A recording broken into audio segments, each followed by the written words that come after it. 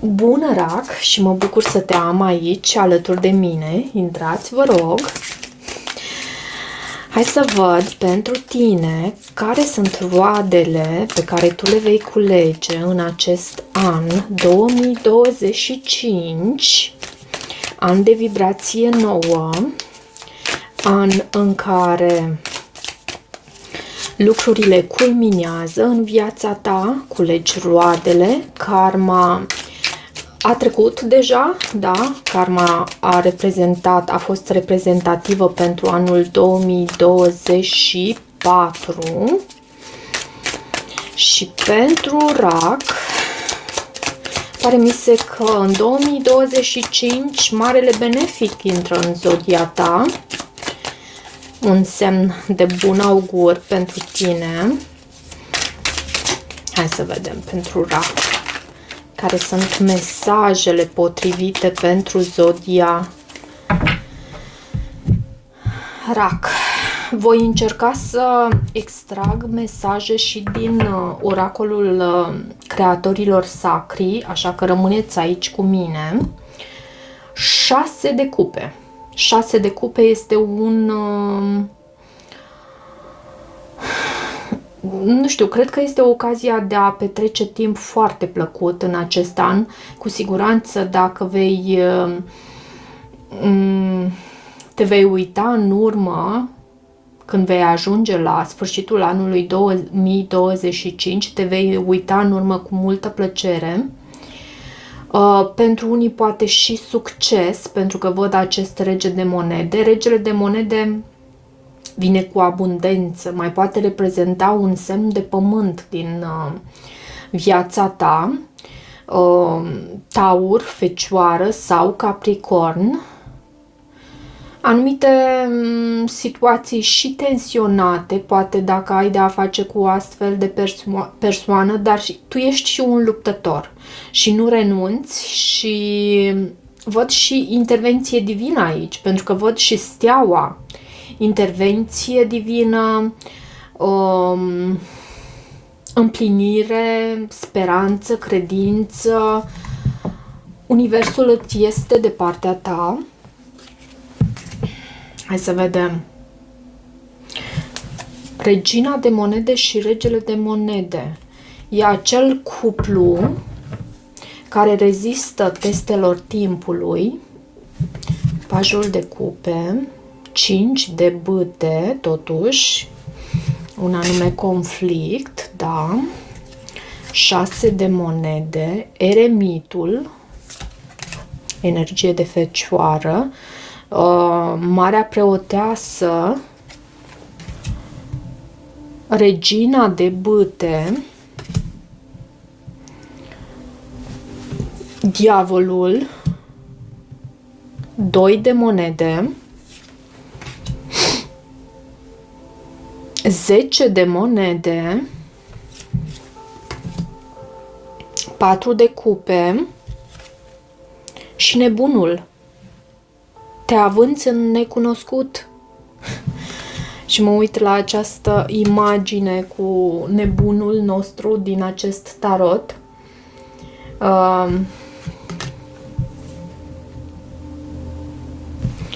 Cu această mătură. Ok. Am să te rog să îmi dai voie să văd și care este mesajul din partea oracolului acesta al creatorilor sacri, pentru că tu ești un creator, tu ești cel care împreună cu divinitatea, bineînțeles, nu așa de unul singur, pentru că fără sursă, de fapt, nici nu existăm, nu? Tu ești un creator. Și da, ești magic. Acesta este cardul specific pentru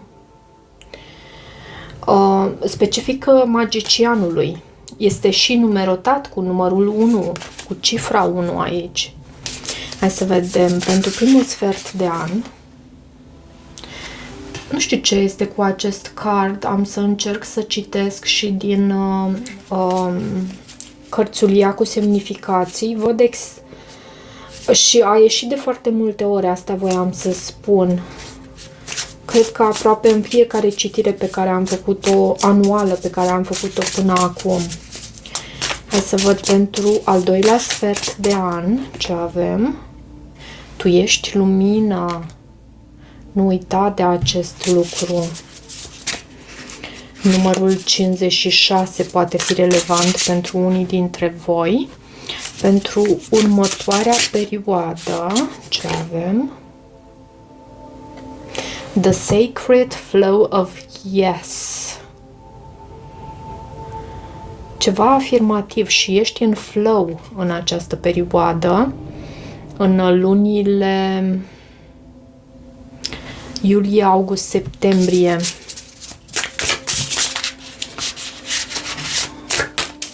Hai să văd acum și ultima perioadă ce avem ca mesaj, după care vom trece la interpretare. Befriend the word polarize. E vorba de polarități aici și chiar am să vreau să văd și semnificația acestui card. Foarte interesant. Acest oracol are și 4 carduri pentru cele 4 elemente.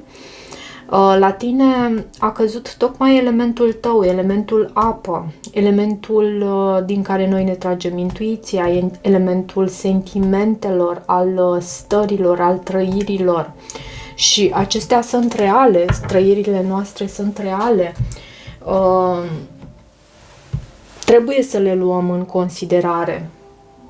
Ok, deci pentru primul sfert de an, pentru lunile ianuarie, februarie, martie, avem după cum urmează Regina de monede, Pajul de cupe, energie de apă și 5 de bâte. Un oarecare soi de competiție, dar oricum tu deschizi anul foarte în forță, în puterea ta. Cu această regină de monede, fie chiar sezonul acesta al Capricornului, pentru că regina de monede reprezintă și Capricornul, este relevant pentru tine, fie abundența ta, poți să primești o anumită sumă de bani, o creștere de salariu pentru unii, promovare iarăși. Acest card, Regina de monede, ce îți aduce? Investiții și ceva cu entuziasm, vezi tu? Poate fi o perioadă în ianuarie în care tu evaluezi ceea ce deja ai obținut până acum, o perioadă de pauză pentru unii, pentru că este și perioadă de concediu și este și normal, dar o perioadă de pauză în care tu evaluezi și vezi ce ai strâns până acum, cele 7 monede pe care le analizezi. Da, e o perioadă, n-am să spun dezamăgitoare, pentru că de multe ori acest 7 de monede vorbește și despre acest lucru, dar aici, cu acest paj de bâte, e o perioadă care ție îți aduce entuziasm. E o perioadă în care ești mulțumit de ceea ce ai obținut până acum, stai bine pe tronul tău.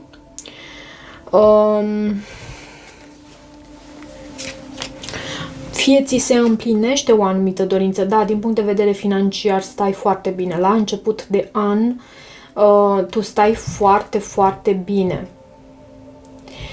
Mai văd și această carte, Regina de monede, mai îmi transmite faptul că tu poți să ai o legătură foarte puternică cu cineva anume, dar în primul rând foarte stabilă, pentru că avem această pereche, Regina de monede și Regele de monede, care s-au arătat aici. Energii centrate pe sine, încrezătoare,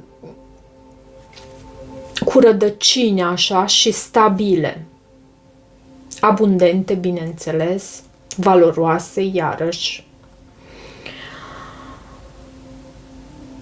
În luna februarie avem acest paj de cupe. De ce pajul de cupe?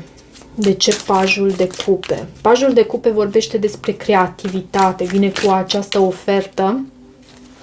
Uite că s-au întors câteva cărți aici. Pajul de cupe și avem 4 de cupe, asul de spade, 10 de bâte. Cineva se detașează, cineva are această ofertă pe masă și nu știu dacă ești tu sau cealaltă persoană, dar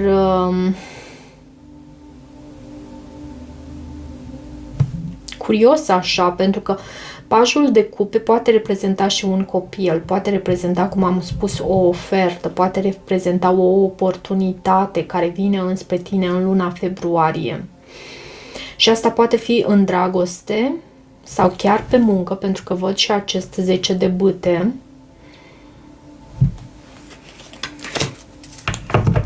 De ce acest paj de cupe? Mai spune-mi, te rog, câteva lucruri despre acest paj de cupe înainte de a trece în luna martie, pe luna martie.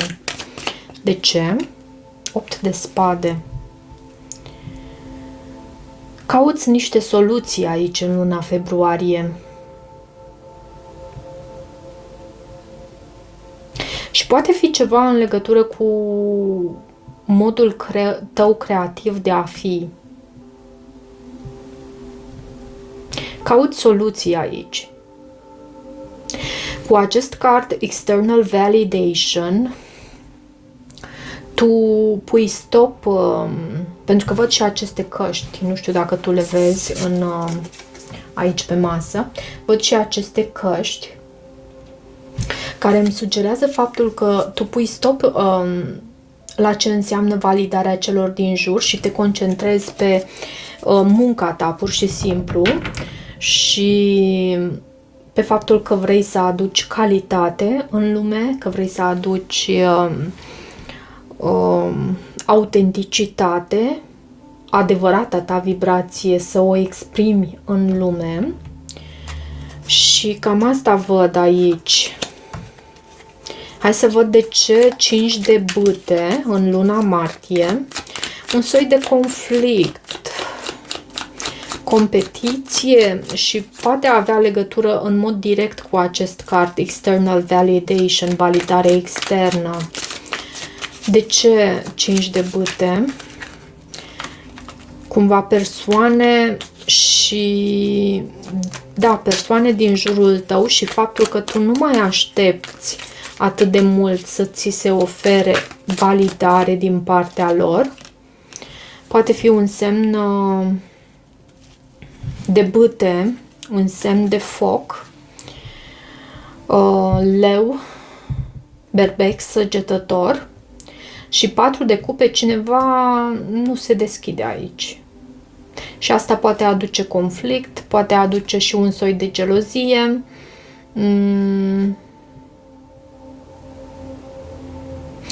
Priviri din acestea așa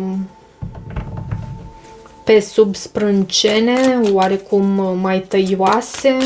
De ce 5 de bâte? Da, 5 de cupe.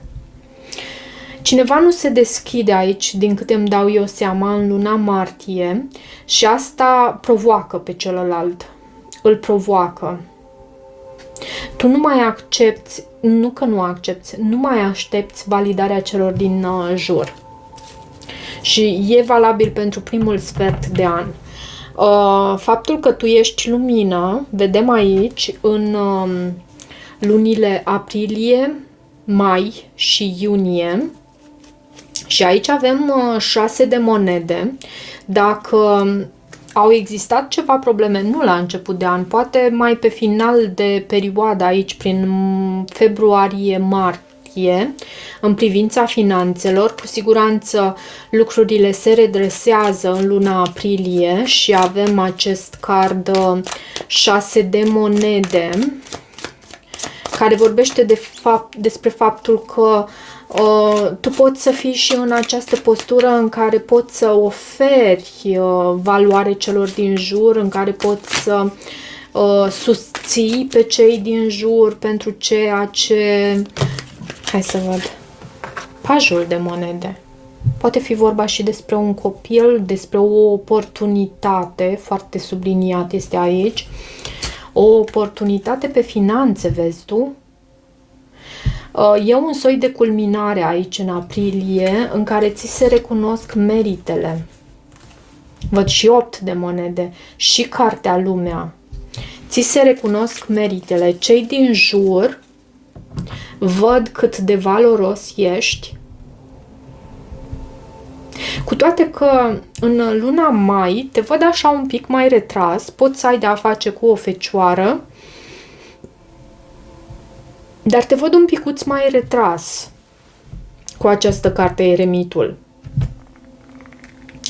În aprilie, o culminare așa, un fel de recunoaștere a meritelor tale și Eremitul, cum spuneam, în luna mai. De ce Eremitul? Eremitul este mai solitar, poate universul îți cere să trăiești mai mult în solitudine, poate pur și simplu ți-ai descoperit menirea sau urmărești să îți descoperi menirea, să cauți soluția aici, gândești mai mult la aceste aspecte. De ce Eremitul? Pentru că Eremitul are acele întrebări esențiale din viață. În privința succesului tău, 6 de bâte văd aici și totuși văd din nou această energie a 8-ului de spade. De ce? Tu ai parte de succes aici, dar de ce Eremitul și 6 de bâte? Încă o carte, te rog, spirit, pe aceste două energii. 6 de cupe. 6-6 poate fi relevant pentru tine și văd și faetonul.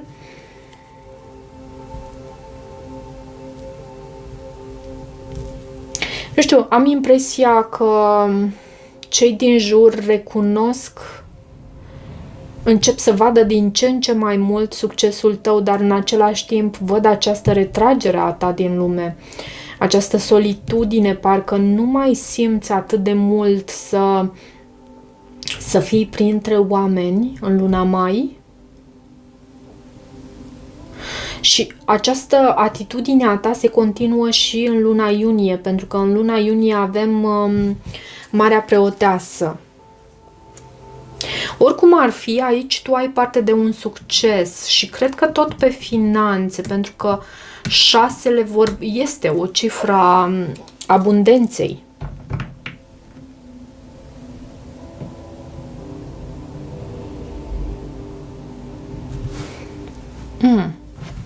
Și ești lumină. Marea Preoteasă o avem aici în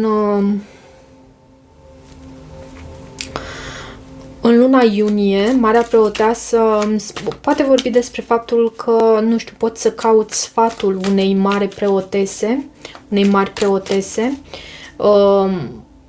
unei persoane care se ocupă cu tărâmul acesta al ocultului, ezoterismului, divinației.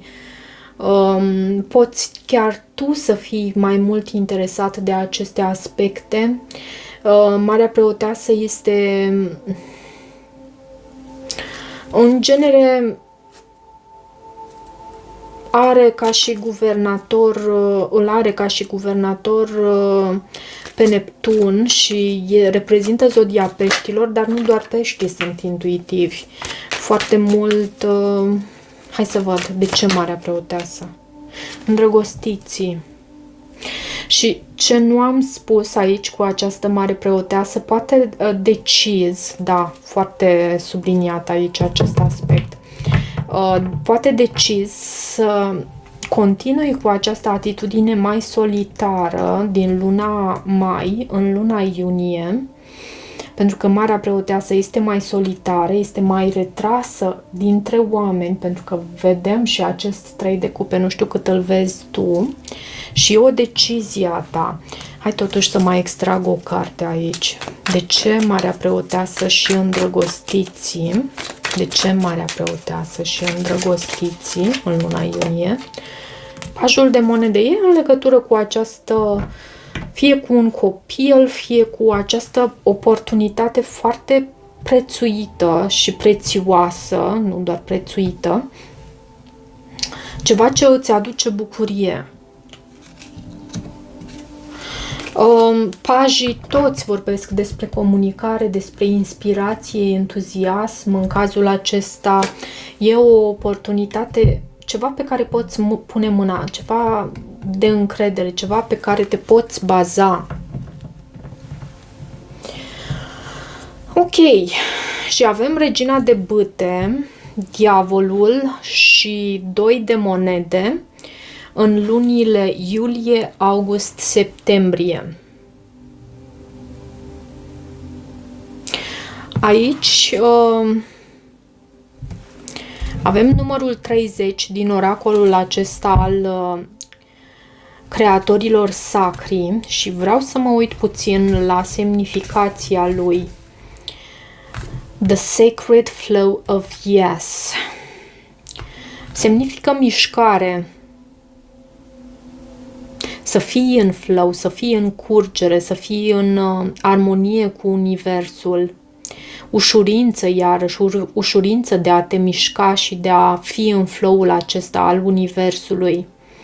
Fără efort. Susținere văd aici. Validare pozitivă din partea celor din jur și faptul că universul are grijă de tine. Nu știu, am mai întâlnit în comentarii faptul că persoanele care urmăresc aceste videoclipuri nu se simt întotdeauna protejate, dar voi credeți în acest lucru, trebuie să credeți în acest lucru. Și nu vă așteptați la rezultate de pe o zi pe alta, formulați-vă chiar o afirmație, ok? Și spuneți, eu sunt protejată. Foarte important să pui eu acolo în fața afirmației și afirmația ta să fie una pozitivă. Eu sunt dintotdeauna, cum spune Niculina Gheorghiță, eu sunt dintotdeauna protejat, protejată. Și dați timp acestei afirmații. Spuneți-o de cel puțin 21 de ori pe zi, timp de 21 de zile și vei vedea rezultate abia după 21 de zile. Deci nu se va întâmpla minunea dintr-o secundă în alta sau de pe o zi pe alta. Eu lucrez cu afirmațiile, am început să lucrez acum câțiva ani și de atunci nu m-am mai oprit din a-mi spune afirmațiile mele zilnice și mă simt în flow, așa, în curgere, mă simt protejată iarăși.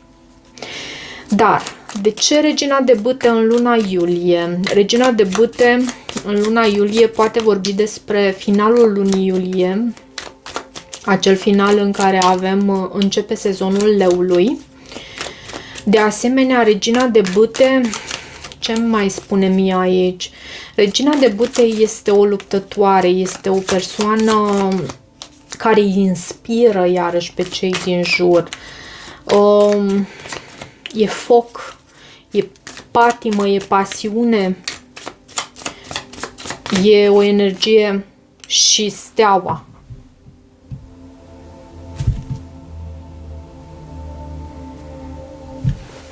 Steaua reprezintă intervenție divină. De ce steaua? Steaua reprezintă și îndeplinirea unei anume dorințe, dar asta nu fără luptă din partea ta, nu fără acea acțiune. Și regina de spade, iarăși o altă regină. Determinare, iarăși din partea ta, văd aici, în luna iulie, pentru că ambele, și regina de bâte și regina de spade, au această atitudine în comun și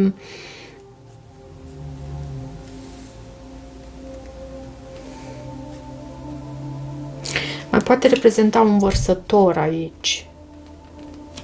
din viața ta. Ok. Vedem aici în luna august diavolul, un oarecare, poți să ai de-a face cu un Capricorn. De asemenea, cu aceste energii pentru aceste luni, iulie, august, septembrie, posibil tu să te confrunți cu o anumită, nu știu dacă adicție, oricum ar fi, e toxicitate din viața ta, pentru care tu ești dispusă și capabilă, abilă să lupți. Da, vei fi solicitat până chiar în septembrie, dar vei culege și roade. De ce acest diavol aici, în luna august? De ce diavolul în luna august? De ce? Uite această carte. 5 de cupe. E un soi de dezamăgire, poate ai anumite așteptări pentru luna august și lucrurile astea nu se petrec. De ce diavolul și 5 de cupe? Poate fi și ceva în dragoste. Diavolul reprezintă zodia Capricorn. De ce? E ceva în legătură și cu luna iulie. Nu știu, poate să apară din neant ceva aici. Ceva pentru care tu trebuie să ții piept, să lupți pentru ceea ce este important pentru tine. Dar vei reuși cu acest sacred flow of yes, cu acest da, cu această putere a ta de a te mișca prin viață și de a te lăsa purtat de fluxul acesta al vieții și vei reuși. Cu siguranță vei reuși. Bineînțeles, nu îți va fi foarte ușor. 2 de monede. 2 de monede îl avem aici în luna septembrie. De ce 2 de monede?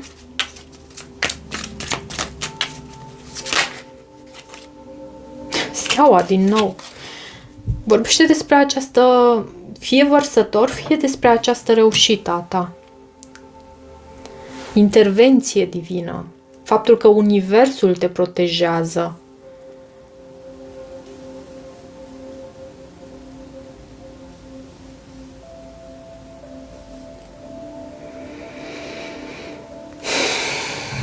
Ok. Hai să văd acum, pentru ultimul sfert de an, avem 10 de monede, 4 de cupe și nebunul. 10 de monede octombrie, noiembrie 4 de cupe și nebunul în decembrie. Și avem polarize, befriend the word polarize. Împrietenește-te cu acest cuvânt polarize, a polariza, cei 2 poli. Noi trăim într-o lume duală în care trebuie să găsim echilibru între cei 2 poli, între cele 2 extremități și să ne exprimăm adevărul cu moderație, alegând calea aceea de mijloc. Până și această mare preoteasă pe care tu o ai aici în luna iunie vorbește despre moderație, vorbește despre neutralitate, iarăși. De ce 10 de monede în luna octombrie? 10 de monede vine cu abundență. Poate sunt oameni din jurul tău care îți urmăresc, da. Uite ce sincronistic se arată cărțile. 10 de monede la baza pachetului atunci când am clarificat acest 10 de monede. Sunt oameni din jurul tău care îți urmăresc și familia, abundența, felul în care tu trăiești. Și ce e cu acești oameni? Ia să văd. De ce pajul de spade? Regina de cupe și marea preoteasă. Regina de cupe ești tu. Oameni care îți urmăresc abundența, din nou acest 10 de monede și agoniseala ta. Nu știu dacă este o energie negativă aici, dar oameni care te spionează și care te urmăresc și care poate văd această energie benefică în viața ta cu acest 10 de monede. Ok. Am să vreau acum să extrag cartea pentru noiembrie și aici avem 4 de cupe, să vedem clarificările, ce spun. 4 de cupe îmi vorbește despre un oarecare soi de nemulțumire, 4 de cupe poate și despre un oarecare soi de lipsă de energie, așa, și nu la extrem în niciun caz, dar nu ești în cea mai bună formă a ta, așa cumva. Trebuie să tragi de tine pentru a te ridica din pat sau... De ce 4 de cupe? Poate vorbi și despre o anume ofertă pentru tine.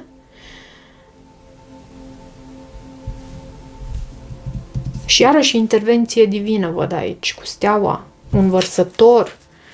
Poate ai de a face cu un vărsător în viața ta și steaua aduce vindecare, steaua aduce speranță. De ce steaua și 4 de cupe? Faetonul. E chiar energia ta, să știi. Posibil să te întâlnești cu anumite blocaje, posibil să fii mai solicitat în legătură cu această oportunitate prețioasă pe care am tot văzut-o de-a lungul anului la tine, mai ales începând cu luna iulie. Și e posibil să fii solicitat aici, în această situație,